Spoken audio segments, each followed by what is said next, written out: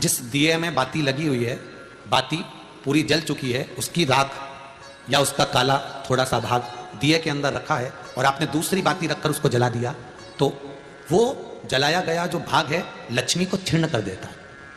15 दिन तक व्यापार ठीक नहीं चल सकता।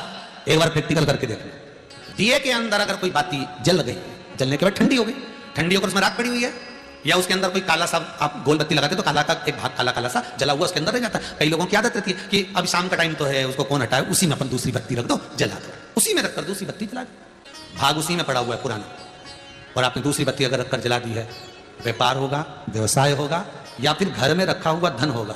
15 दिन के लिए वो छिन्न होगा, वो जाएगा। पैसा टिकने वाला नहीं 15 दिन तक, चाहे कुछ भी कर लो, ठीक नहीं चल सकता व्यापार। तुम कितना भी दम लगा लो।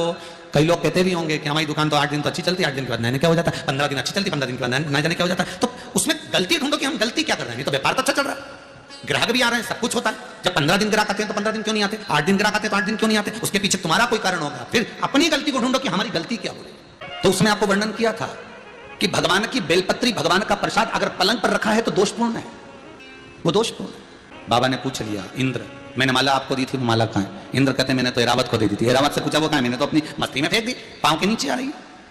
मैं तुझे श्राप देता हूं इंद्र, तो तेरी सत्ता के विमुख होगा। जितना तुझे तेरी सत्ता से प्रेम है इंद्र, तुझे अपना सिंहासन प्रिय है, मैं तुझे श्राप देता हूं कि तेरा वो सिंहासन तेरा छूट जाएगा।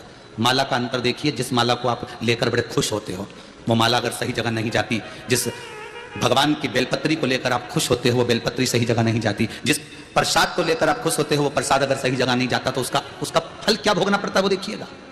एक कथा आपको सुनाते हैं, वो कथा नहीं है, हमारे जीवन का प्रत्यक्ष उदाहरण है।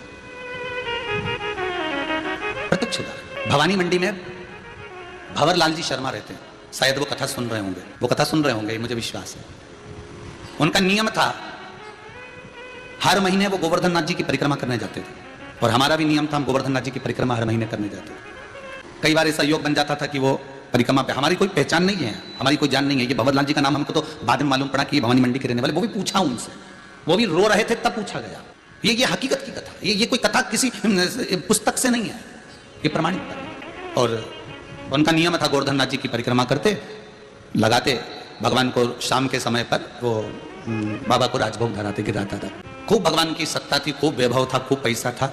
जितनी बार आते वो आधा पीपा का, एक पीपा का, आधी बोरी का, एक बोरी का, वहाँ बोरी से राजभोग होता है गिराची में, तो वो भोग लगा देते, ठोर, मोहन थाल, लड्डू सब। अब धीरे धीरे बहुत उनका वैभव, बहुत पैसा था भंवरलाल जी के यहाँ, काम भी अच्छा था उनका, शायद पत्थर वत्थर का कोई काम था तो अच्छा। 6 महीना 8 महीना लगातार परिक्रमा उन्हें हर महीने करी, हम भी जाते रहे परिक्रमा, हमने भी घनी करी। तो धीरे धीरे व्यापार उनका थोड़ा कम हुआ। जो उनका पत्थर का काम था वो धीरे धीरे एक जगह का कहीं बंद हो गया, दूसरी जगह का भी बंद हो गया, तीसरी जगह का बंद हो गया।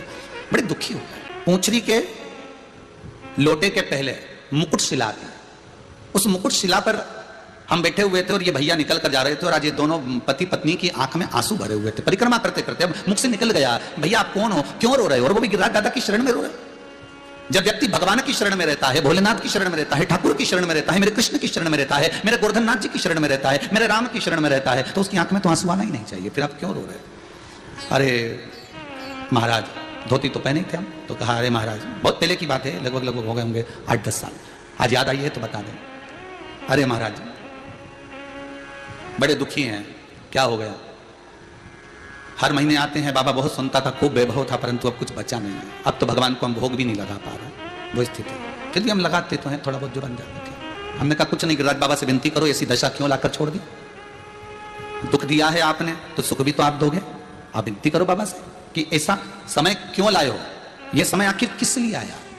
महाराज विनती तो हम हर बार आते हैं, हर बार करके जाते हैं, पहले परिवार समेत आते थे, अब तो दोनों आ रहे हैं, ठीक है। हाँ हमने देखा है आपको, 2-3 बार, आप 2-4 बार परिक्रमा में दिखे हैं, दूध चढ़ाते, भोग लगाते, और ये दशा क्यों? चल दिया हमारे साथ में, हम भी साथ में चलते चलते पूंछरी के लोटे के अंदर वाले रास्ते से निकलते निकलते जतिपुरा पहुंच रहे हैं। तो उनसे बात करी, क्या करते हो आप यहाँ आते हो? तो हम बढ़िया सुबह ट्रेन से उतरते हैं, बढ़िया नहा धो के होटल आदि में, और भगवान की परिक्रमा करते हैं, दूध वगैरह चढ़ाना है, पूजन करना है, अर्चना करना है, अंग वस्त्र वगैरह सब पहना के शाम के समय बाबा का कुंभड़ा कर दूसरे दिन हम निकल जाते हैं। अच्छा, बस अब इसमें क्या गलती हो रही है ये पता नहीं है, वो गलती कौन सी है? स्कंद पुराण में एक चीज बहुत पहले पड़ी हुई थी, बेलपत्री हो, प्रसाद हो, माला हो, इसका जब अपमान होता है तो व्यक्ति को रोना पड़ता है, ये स्कंद पुराण का है।